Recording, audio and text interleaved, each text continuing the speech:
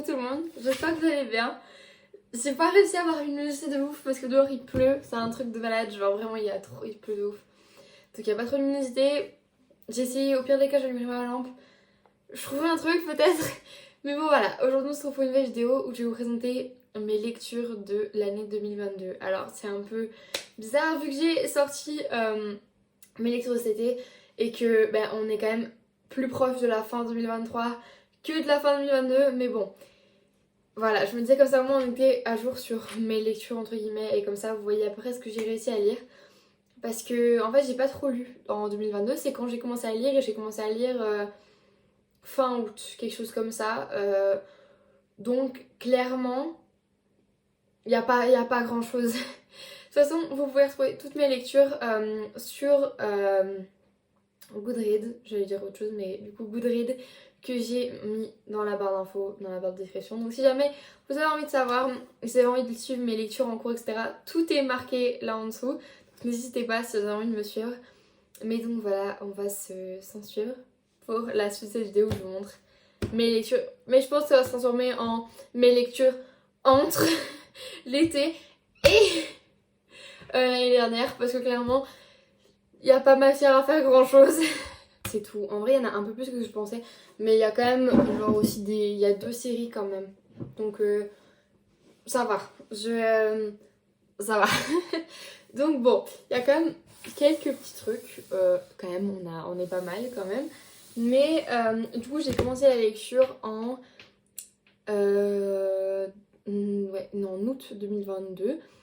En fait, c'est très simple. Je suis allée en librairie parce que tous les ans, j'essaie de me trouver un livre pour l'été et essayer de le lire en fait. Mais ça n'était jamais arrivé. Je n'ai jamais réussi à finir un livre d'un été.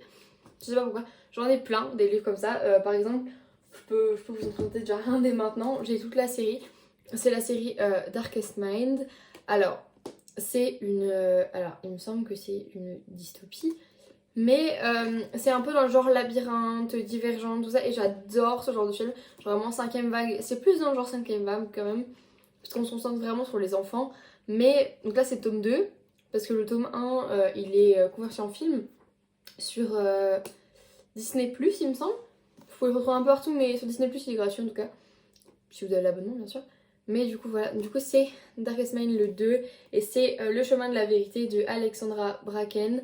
Aux éditions J'ai lu, donc c'est livre, pas tout J'ai lu, c'est livre de poche. Mais en attendant, franchement, alors j'ai toute la série, ils sont là, juste là, regardez. Là, on a le tome 3 et 4. Je sais que, alors, le 3 c'est la suite du 2, et par contre, le 4 il est concentré sur un des personnages. Mais c'est plus du tout Ruby, parce que Ruby c'est les 3 premiers. Et après, il y a le dernier, c'est sur la petite, je sais plus comment elle s'appelle. Non, je n'ai plus du tout.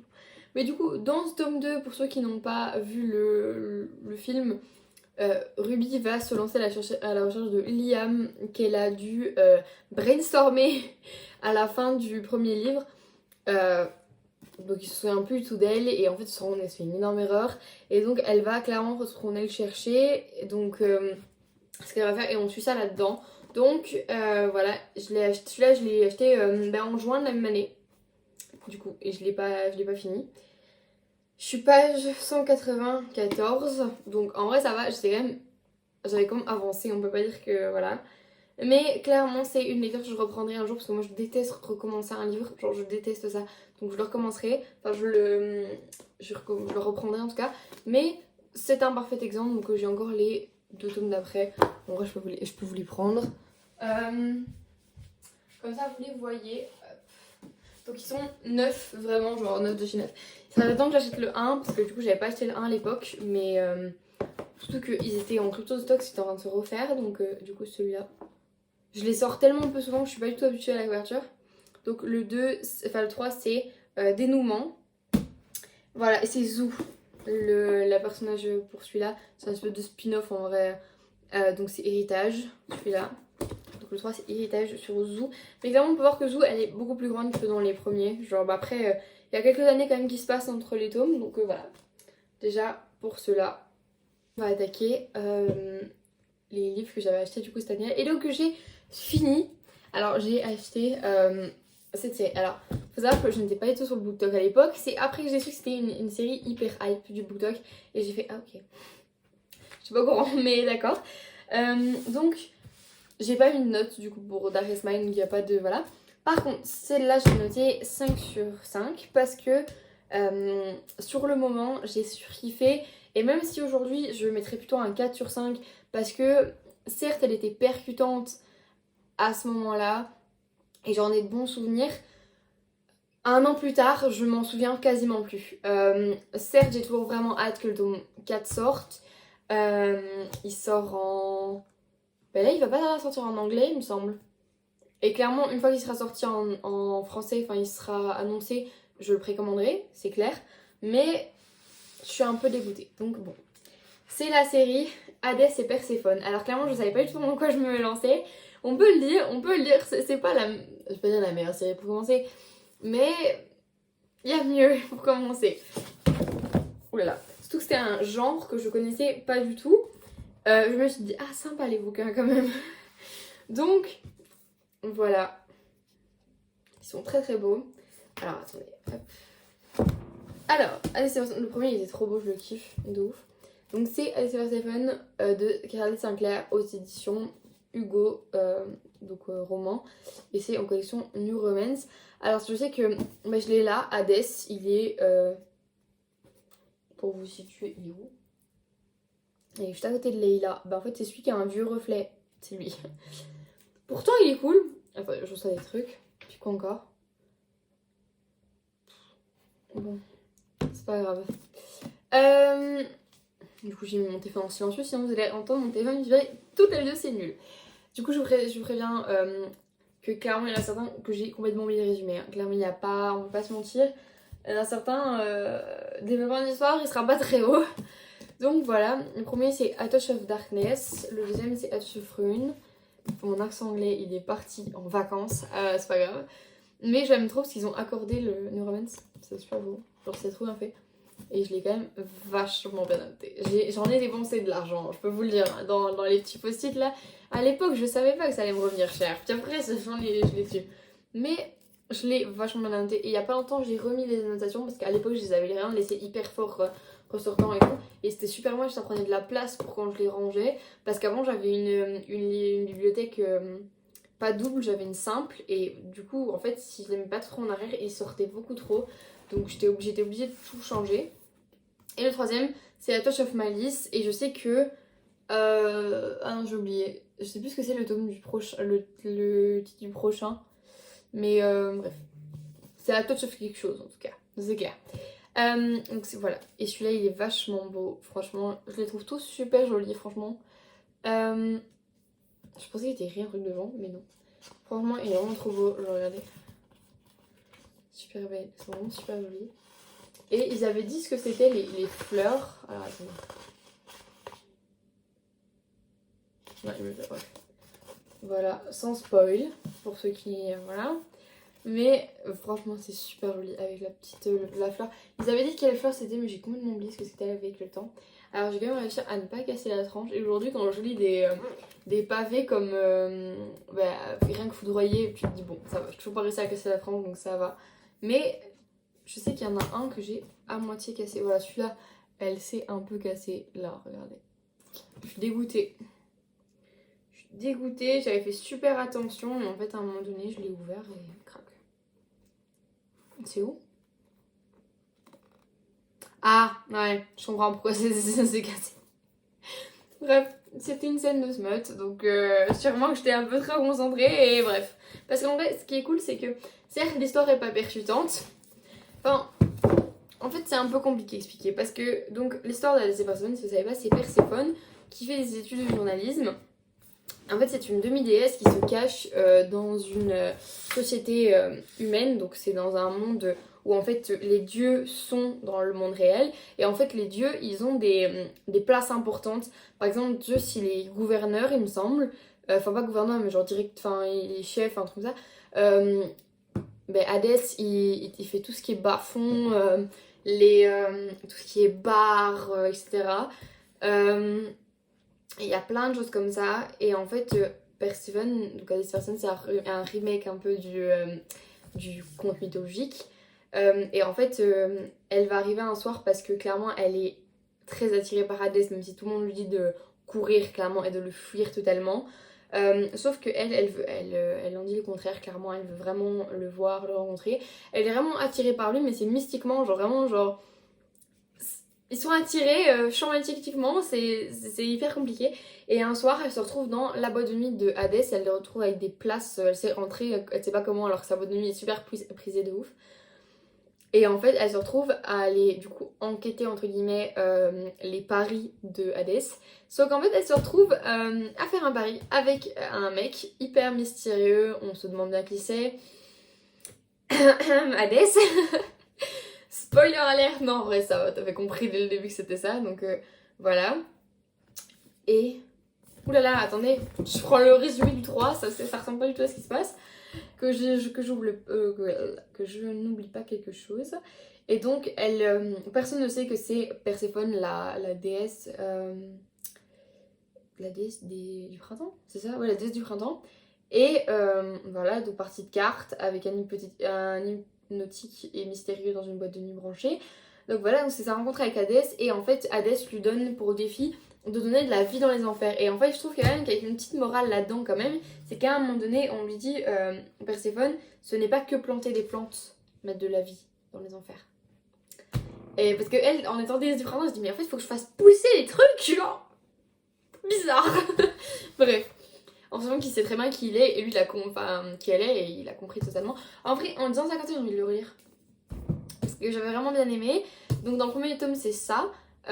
On parle vraiment, il n'y a rien de la mise en place de ça, de leur relation. Et dans le 2, là par contre, donc sans spoil, là on parle de la place du suicide, enfin du suicide, de la mort, du deuil, c'est ça dans le deuxième.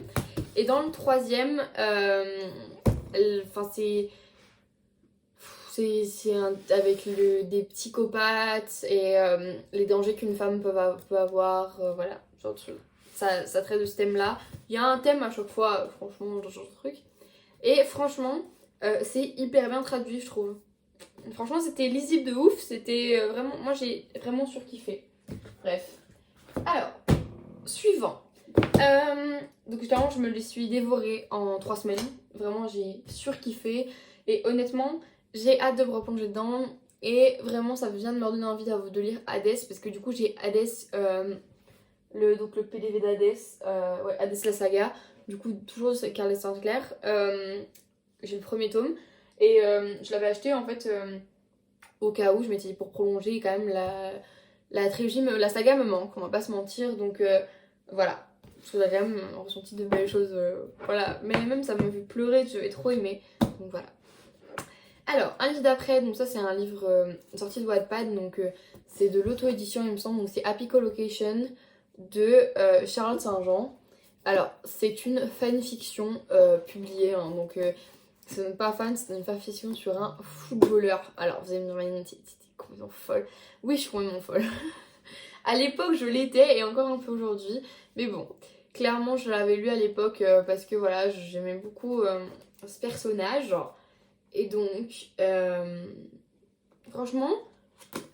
Le livre était cool, je m'attendais pas à une fin comme ça, je me disais ça va être un happy ending, c'est pas du tout un happy ending, c'est un vieux sad end, j'avais trop la haine, mais bon c'est pas grave, mais pour vous la faire courte, depuis leur temps d'enfance en fait Judith et... alors, je peux pas vous dire qui c'est comme genre de foot, je peux pas faire ça. Judith et lui, on va dire, sont meilleurs amis depuis longtemps et vraiment ils sont vraiment inséparables. Et du jour au lendemain, en fait, ils ont grandi et ils se sont séparés. Parce qu'en fait, du coup, il y en a un qui est parti faire du foot en académie, etc. Donc, ils se sont perdus de vue. Et ils se sont... Voilà. Donc, Judith, elle commence sa carrière professionnelle et il me semble qu'ils vont se rencontrer de nouveau. Et en fait, il va réaliser que c'est elle. Et en fait, elle va pas lui dire tout de suite, elle va attendre qu'ils comprennent. Et de là, ils vont recommencer à être copains et en fait reprendre entre guillemets tout à zéro. Et c'est ça. Ouais, c'est ça, ok. C'est bon, je suis sur mon truc, j'étais pas sûre que c'est ça, mais c'est ça. Et donc, il y a des choses, sauf qu'en fait, leur histoire va être vraiment très très compliquée. Et vu que c'est un sad end, vous vous en doutez que voilà, l'amour ne triomphe pas toujours, n'est-ce pas? Malheureusement d'ailleurs. Mais donc, après, à la rentrée, j'ai commencé l'été où je t'ai retrouvé donc le deuxième tome de l'été où je suis devenue jolie. Toujours mon syndrome des tomes 1, j'ai pas acheté le tome 1, j'ai directement le tome 2 pour pouvoir continuer parce qu'à l'époque la saison 1 était sortie. Donc aujourd'hui la saison 2 est sortie et ça m'intéresse plus entre guillemets de le lire. Mais j'ai pas du tout accroché à la plume de Jenny Han. Donc c'est aux éditions Albin Michel. Donc vraiment c'était pas terrible. Je vous ai pas donné de maison d'édition parce qu'en fait il n'y a pas de maison d'édition, c'est de l'auto-édition. Donc voilà. Et là, voilà, la série est sortie, je pense que voilà, je vais pas vous faire un résumé, mais j'ai pas du tout accroché.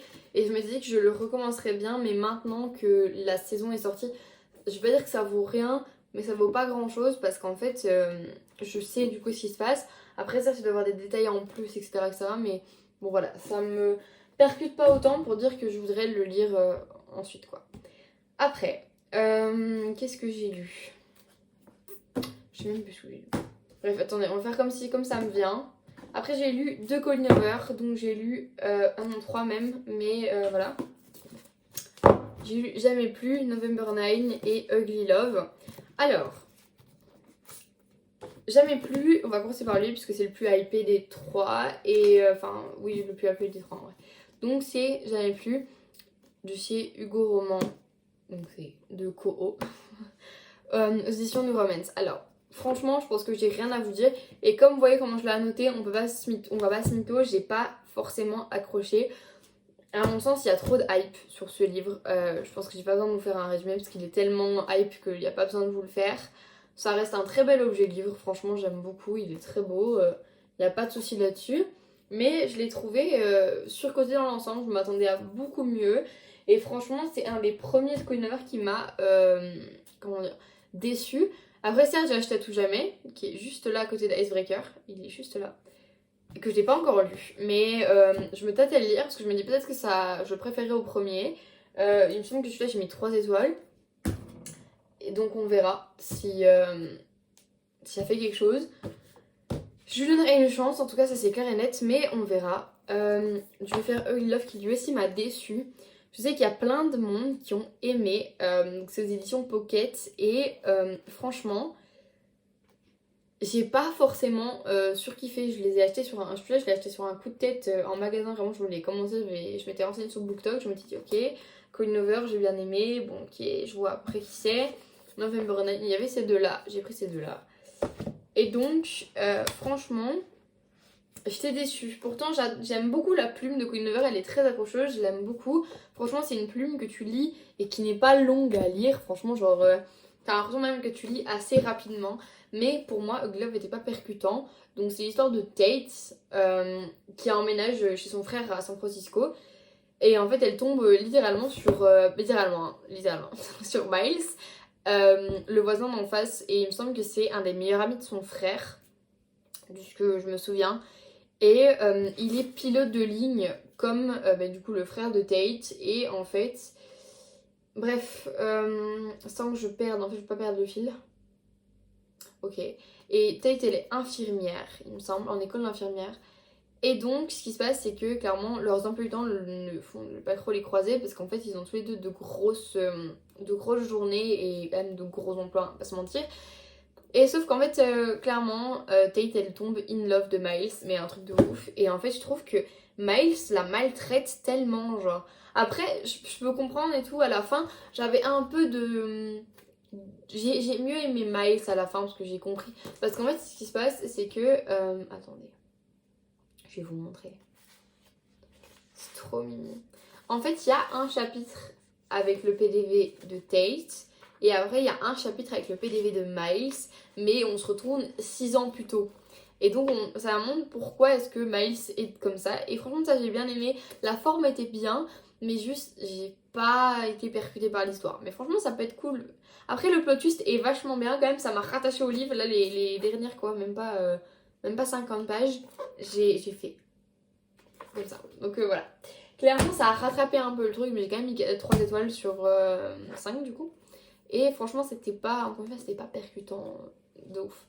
Mais je pense que si je m'étais plus renseignée sur le livre, je pense que j'aurais plus aimé que ça. Parce que voilà, c'était pas énorme non plus. On va suivre avec November 9. De quoi toujours chez Pocket. Alors je peux pas être... comment dire? Je peux pas être... je suis très influencée là sur ce livre parce que c'est mon livre préféré. Pour moi c'est waouh quoi. Et je suis tombée en panne de lecture à cause de lui. Enfin c'était un truc de malade mental. Euh, Vraiment November 9 c'est toute ma vie. L'histoire de Fallon est tellement transcendante, genre j'adore. Et Ben, genre, je le trouve incroyable. Et en fait, vraiment, ça m'a. Je me suis reconnue dans l'histoire, je me suis reconnue dans Fallon et j'ai tellement aimé. Et même l'histoire, donc en fait, pour ceux qui savent pas, c'est. Alors attends, comment vous expliquer? En fait, c'est. Alors, Steve Pocket, peut-être que je sais pas, mais est-ce que Pocket et Hugo ils sont reliés? J'en avais aucune idée. Mais donc, attendez. Du coup, comment vous expliquer? En fait, le livre est divisé en 9. Je sais même plus combien il y a. En fait, il y a. Ah voilà, 5 ans. Donc il y a 5 fois 9 novembre. Donc en fait, ils se voient pendant 5 ans uniquement le 9 novembre. Et en fait, ils se retrouvent chaque année. Et voilà, il y a des années où malheureusement ils se loupent. Et en fait, ils sont interdits de se voir à un autre moment que le 9 novembre. Et en fait, leur histoire d'amour est très compliquée, même si elle commence sur les échappatoire, parce qu'en fait, Ben va se faire passer pour son copain devant le père de Fallon.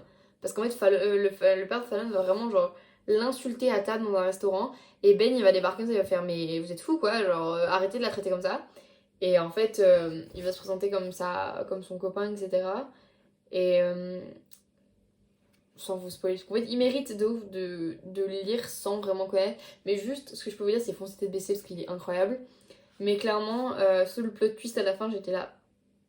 Je pouvais tout imaginer sauf ça. Franchement, je pouvais tout imaginer sauf ça. Donc bon. Après, on passe à une petite lecture de Noël, n'est-ce pas? Pull Moche c'est un partenaire pour Noël de Fanny Miani. Donc, de chez Hugo Poche dans la collection du Romance. Bon, il était DNF, je l'ai DNF tout de suite. Franchement, j'ai lu une 130 pages, je crois, un truc comme ça. Franchement, lecture de Noël, j'ai pas de soucis. Je suis une grande fan des quelques mois de films de Noël qu'on a sur TF1 chaque année. Je suis très très fan. Donc franchement, ça allait être compliqué, entre guillemets, de me... comment dire? De me décevoir. Mais celui-là, vraiment, en plus, il était accrocheur de ouf. Moi, j'avais grave aimé la quatrième de couverture. Je m'étais dit, waouh, trop bien et tout. Je vais vous lire la quatrième de couverture parce que je pourrais pas vous l'expliquer mieux que ça. Parce que j'ai pas. Je vais vous lire la quatrième de couverture parce qu'en fait, c'est mieux. Je l'ai pas fini donc ça sert à rien que je commence à vous faire un résumé. Parce que. Quoi, en vrai, je crois que je peux vous faire un truc. Parce que je l'ai relu là vite fait. Du coup, je sais vous faire un truc. Donc, Nell, elle rêve du grand amour, genre du prince charmant et tout. Genre vraiment, c'est une grosse loveuse. Sauf que son Jules actuel. Il lui donne pas vraiment ça. Il me semble qu'il a un fils en plus, il s'est séparé récemment et voilà, c'est compliqué parce qu'en fait, clairement, il se voit que quand il a du temps dans son emploi du temps, il va pas se battre pour l'avoir, clairement. Genre, c'est quand il a un moment, limite, on dirait que c'est un plan cul. Et en fait, elle en a marre. Et quand son patron l'appelle pour lui donner une mission de partir dans le Grand Nord canadien, parce qu'en fait, ils voudraient expandre leur entreprise de pull moche en physique en fait pour que ça marche mieux et donc elle est envoyée dans le Grand Nord canadien pour en fait introduire ça dans un magasin. Donc elle va faire un stage dans ce magasin pour un peu apprendre les produits etc. Et donc elle est envoyée dans le Grand Nord canadien et en fait elle en profite pour faire une pause avec son Jules et clairement c'est fini quoi. Genre elle veut pas en entendre parler pendant quelques mois juste pour faire le point sur ses sentiments parce qu'elle est vraiment pas sûre de ce qui se passe dans sa tête. Et donc elle arrive, sauf qu'elle tombe sur un gros con, genre vraiment, en arrivant là-bas. Je sais même plus comment il s'appelle. Comment il s'appelle? J'ai oublié. Il est même pas marqué dans mon truc. Ouais, bah en fait, il l'appelle le Grizzly, genre, mais il s'appelle pas comme ça. En fait, c'est un mec hyper froid, hyper chiant, genre vraiment, genre, tu faut pas trop te frotter à lui parce qu'il est vraiment casse-couille. Et donc, sauf que elle se laisse pas faire, et en fait, elle va se frotter à lui, et au fur et à mesure, vous vous en doutez, ça va donner un petit ennemi sous Lovers. Et franchement, ça se présentait bien. Sauf que c'est tellement long, il paraît que c'est super long, et une fois que t'arrives à la moitié, ça va, mais j'ai même pas pu tenir jusqu'à la moitié. En fait, ça me démoralisait parce que j'étais obligée de sauter des pages, j'arrivais pas, genre pas sauter des pages, mais genre surligner le texte, et en fait, ça me saoulait parce que du coup, j'avais pas l'impression, enfin, j'aurais pas pu suivre après, et donc ça m'a vraiment saoulée. Donc j'ai DNF tout de suite et je me suis dit, laisse tomber, genre tant pis, c'est pas grave. Donc, on va se retrouver avec mon premier Christian Loren. Donc, Christian Loren. My Favorite Half Night Stand. Donc, en collection Hugo Poche, dans la collection New Romance. Je le trouve super beau. Et en fait, quand j'ai fini. Quand j'ai fini Ugly Love, j'ai enchaîné sur celui-là. Et en fait, je le trouve vachement. Bah, en fait, je pense qu'il aurait été bien. Mais en fait, le truc, c'est que je suis pas. Je pense que je suis pas très réceptive à la plume de Christian Loren. Donc c'est dommage. Mais bon voilà. Je vais essayer de vous lire la quatrième de couverture parce que du coup je n'ai pas vraiment. Je me souviens plus trop du livre. À part que c'est une romance. Donc attendez, je vais vous lire le truc. Donc Millie Morris a toujours été un garçon manqué. Professeur à l'université de Santa Barbara, expert dans l'art de dissimuler ses sentiments. Elle est comme ses 4 meilleures amies et collègues de la fac. Une célibataire endurcie. Ce petit cercle conclut un pacte. Ils s'inscriront sur des applications de rencontres pour se dégoter le cavalier idéal à l'occasion d'une soirée de gala. Le hic, Millie est l'un des membres de la bande, Reid Campbell, son meilleur ami, strictement platonique. Important, strictement platonique. Voilà, parce que on s'en doute, sinon c'est pas drôle, il n'y a pas d'histoire. Vivent en secret la plus sexy des aventures sans le lendemain de leur vie. En fait, c'est un cousin un soir, mais depuis des années, quoi. Genre, en gros, c'est ça. Euh, les rencontres en ligne ne sont pas faites pour les petites natures. Millie, ne récoltant que des messages louches et des dick pics, se lance alors avec Reed sous l'identité de Catherine, son alter ego fictionnel, dans une correspondante digitale enivrée. Bien incapable de résister à la tentation, en ligne, pas plus que dans la vie réelle. Elle va devoir affronter ce qu'elle redoute le plus, une relation intime ou risquer de perdre définitivement son meilleur ami. En fait, donc, elle va faire son alter ego, une personne complètement libérée, donc lequel elle pourrait dévoiler ses sentiments, etc. Catherine. Et en fait, Reed, il va tomber amoureux de Catherine. Sauf qu'à un moment donné, Reed, il va vouloir arrêter toutes les relations qu'il entretient avec elle, du coup avec Millie, à part amicale, parce qu'en fait, il voudrait se concentrer sur avec Catherine, sauf que Catherine, c'est elle. Donc voilà. Et à la fin, ils vont me dire, et genre, je pense qu'il le prend même pas mal, enfin bref, tant pis. Je vais pas vous spoiler trop fort, donc. Et après, il y a Campus Driver, donc c'est Supermad, le premier tome de Sesquill, donc faut savoir que j'ai aimé le 2 et le 3, pour ceux qui ont vu les vidéos d'avant, j'ai kiffé le 2 et le 3, mais le 1 ne m'avait pas vraiment percuté à l'époque. Je vous mettrai une ref pour les gens qui ont lu le 1, Superman de toi, n'est-ce pas? Voilà, parce que j'adore cette ref, elle m'est restée de ouf. Et donc c'est l'histoire entre Lois et Lane. Lane va se faire quitter à l'entrée au lycée, elle va même se faire tromper il me semble. Et en fait, elle va se retrouver sur le panier et en fait Lance il va être un peu en mode bon bah la pauvre genre il va essayer de l'aider sauf que on va pas se mentir voilà il était pas alors attendez Lane n'a qu'un seul défaut nanana.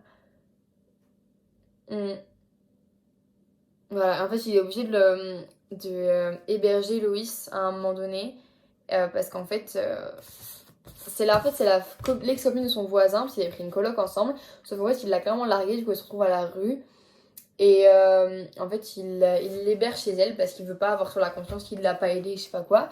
Et donc, en fait, ils vont avoir une proximité forcée, c'est un peu un Lips to Lovers aussi, parce qu'ils vont grave se chercher, genre Loïs elle est grave dans le mal, elle arrive pas à se remettre de la fin de sa relation avec son copain, et donc en fait elle va pas arrêter de ruminer, et Lane va un peu en avoir jusque là, genre du fait qu'elle rumine H24 et qu'elle veut se remettre avec lui alors que c'est un gros connard, et en fait au fur et à mesure ils vont développer une petite relation tous les deux, et c'est hyper mignon.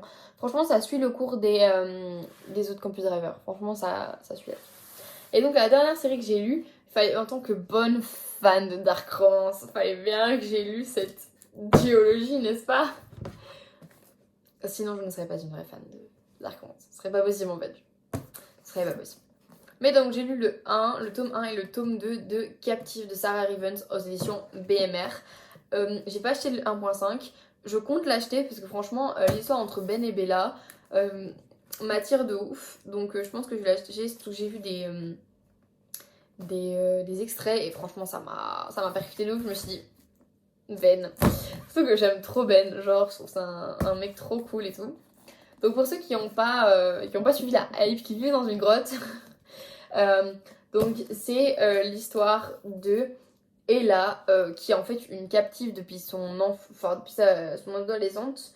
En fait elle a un possesseur qui s'appelle John et en fait il la maltraite complètement. En fait elle est captive pour pouvoir un peu son esclave en fait, pour rembourser les frais que sa tante, les dettes que sa tante a en fait envers lui ou d'autres personnes, des amis à lui, etc. Et donc à un moment donné, John va la revendre et en fait il va la vendre à Asher Scott. Et en fait Asher, certes il est charismatique, mais c'est un peu un connard. Voilà. Et donc il est chef du gang. Et en fait, clairement, il l'a sauvée, mais il l'envoie un peu se faire voir, quoi. Genre vraiment, il est horrible avec elle. Pour ceux qui n'ont pas suivi des extraits TikTok, je vous spoilerai pas. Mais il y a certains trucs qui ont fait vaser quand même, enfin qui ont fait vaser, parce qu'en fait, clairement, on va pas se mentir, il y a des trucs, enfin c'est quand même un peu violent, donc faites vraiment attention au TW. Après moi je fais pas vraiment attention au TW, je suis pas quelqu'un, voilà. Ça a jamais été assez hard pour que je me dise compliqué. Donc voilà, j'y vais toujours du fermé et si ça me gêne trop, j'arrête. Mais voilà. Donc le premier, je suis grave restée sur ma faim. À la fin, j'avais trop envie que le 2 sorte, etc. Mais quand le 2 est sorti, j'ai pas eu vraiment la hype du coup. Et j'ai mis 2 semaines à le lire, je pense, comme ça. Et en fait, au final, c'était une très bonne lecture. J'ai bien aimé. Et encore une fois, voilà, certes, je les ai beaucoup aimés. Mais j'ai vraiment hâte que Lake Stone sorte parce que je suis vraiment une grande fan de Kai. Genre vraiment, j'ai pas lu Captive, enfin j'ai pas lu Lake Stone sur Wattpad. C'était vraiment comment dire, c'était délibéré, genre je voulais attendre de l'avoir dans la bibliothèque parce que je voulais pouvoir la noter. Sauf que, bah en fait, comment vous dire que, voilà, je suis vraiment contente qu'ils viennent de le publier parce que mon dieu, mon dieu, mon dieu, j'en pouvais plus d'attendre. Vraiment, je me demandais quand est-ce que ça allait arriver et tout. Et voilà, surtout que moi j'ai le Soon derrière, mais bon, je l'ai pas très très fort quoi. Il y a des gens qui l'avaient vraiment fort et tout, et moi je l'ai pas vraiment fort.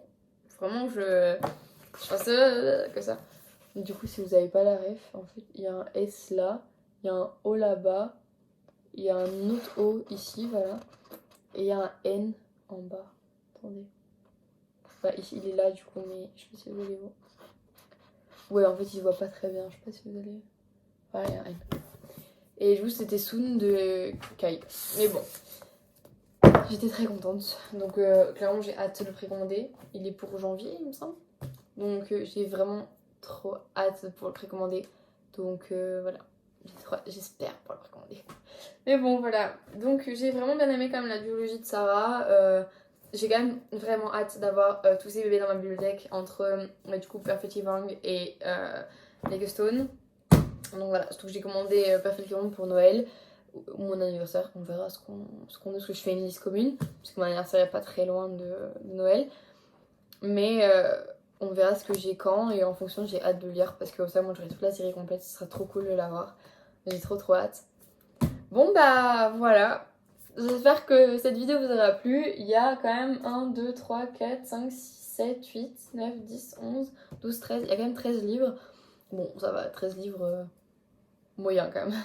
Mais bon, Voilà, j'espère que cette vidéo vous aura plu. En tout cas, moi ça m'a fait plaisir de vous la tourner. N'hésitez pas à mettre des commentaires, à liker la vidéo, à la partager, à même mettre des idées de vidéos en commentaire. Ça me ferait trop plaisir, genre vraiment de trouver... Je galère. D'avoir des idées qui viennent de vous. Parce que malheureusement, à part des updates lecture, peut-être des piles à lire peut-être, pourquoi pas, ou bien même d'autres choses, dites-moi ce qui vous intéresserait, ou même des recommandations, genre un truc, même des recommandations manga, genre, je pourrais en faire, ou même des trucs, parce que j'en ai quand même quelques-uns, vous pouvez le voir, j'en ai encore là toute une rangée là-bas, et j'ai la rangée ici qui est vide de ce côté, mais en fait il y a vraiment, bah là il y a un livre, du coup, juste là, et tout ça ici. Bon, après j'ai des classiques aussi, parce que j'aime bien, du récit historique, j'ai quand même pas mal de choses. Donc si jamais vous voulez des recommandations de quelque chose, n'hésitez pas à m'envoyer, enfin me mettre un petit commentaire, j'y répondrai avec plaisir. Voilà, sur ce, je vous fais des bisous et je vous dis à très très bientôt sur YouTube. Normalement la vidéo de la semaine prochaine ce sera l'update de ma l'update lecture de septembre, qui pour le moment est très appauvrie parce que je lis que Icebreaker et Empoisonné, et je suis en train de lire Libéré. Donc bon, ça fait que 3 livres, donc j'espère pouvoir au moins finir Libéré et lire... au moins commencer Russian Mafia ou On Paul, parce que je les ai reçus hier. Donc je vais vous les montrer, comme ça au moins ça fait un peu de contenu dans la vidéo. Voilà. Histoire que voilà, vous ayez d'autres choses. Alors, On Paul, parce que je suis fan de Formule 1, j'adore ça. Donc c'est le tome 1 de Lights Out, qui est sorti du coup le 20 septembre, donc hier. Voilà, vachement cool. Donc c'est la collection Ito, donc c'est une collection de poches de Hachette, à ce que j'ai compris, donc c'est un peu genre BMR, etc. Donc voilà. J'aime vraiment beaucoup la présentation, etc. Vraiment, elle est vraiment cool. Donc j'ai pas vraiment de... Donc le résumé, c'est que c'est l'histoire de Lise, qui a été une ancienne pilote de course et qui a été forcée d'arrêter la monoplace au début de sa carrière. Sauf qu'elle est partie brusquement, laissant derrière elle son petit ami de l'époque et toute sa bande de copains d'enfance. Sauf qu'un jour, elle va se retrouver à être ingénieure en Formule 1.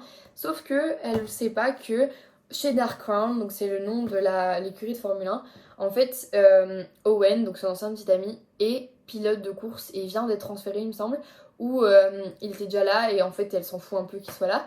Elle se dit que ça va le faire. Et donc voilà, elle verra que peut-être, on verra si ça passera ou pas. Et on verra s'il lui donnera une seconde chance ou pas. Et donc c'est une second chance romance et un peu de enemies to lovers et de proximité forcée. Et j'ai eu du coup aussi hier, donc il est sorti le 20 septembre, donc je les ai précommandés en fait tous les deux, ils sont arrivés hier. Russian Mafia, donc par contre j'ai pas... Voilà, Sergei, c'est la fille du parrain de la Comorra, donc de la mafia napolitaine, donc de Napoli, donc de Naples. Napoli. Donc, ouais, j'avais raison, donc Napoli. Naples, du coup. Il me semble que c'est Naples. La honte, je sais plus, merde. Donc elle a toujours été formée pour devenir une assassin pendant 10 ans. Elle a été formée pour un seul but, donc séduire et assassiner Vitaly Azarov, donc le chef de la Bratva russe. Sauf que clairement, puisqu'il y a une romance, il y a clairement un moment donné où ça va devenir un ennemi to lovers et qu'elle va tomber amoureuse de lui. Après, la question c'est est-ce qu'elle va réussir à l'assassiner ou pas. Donc j'ai hâte de lire ces deux petits bouquins, j'ai vraiment hâte parce que franchement, voilà, ils sont vachement cool. Juste, je suis quand même un peu déçue, je trouve que le livre est peut-être un peu trop clair. Et sinon, voilà, il est beau, il n'y a pas de souci. Mais je suis vraiment fan de celle-là avec la petite monnaie place en haut et tout. J'adore. Voilà. Donc j'espère que c'était encore une fois que cette vidéo vous aura plu. Plein de bisous et je vous dis à la semaine prochaine pour une nouvelle vidéo. Une petite update et n'hésitez pas à mettre des commentaires du coup pour des vidéos et même juste pour mettre votre avis, ça fait toujours plaisir. Plein de bisous et je vous dis à la semaine prochaine. Bisous!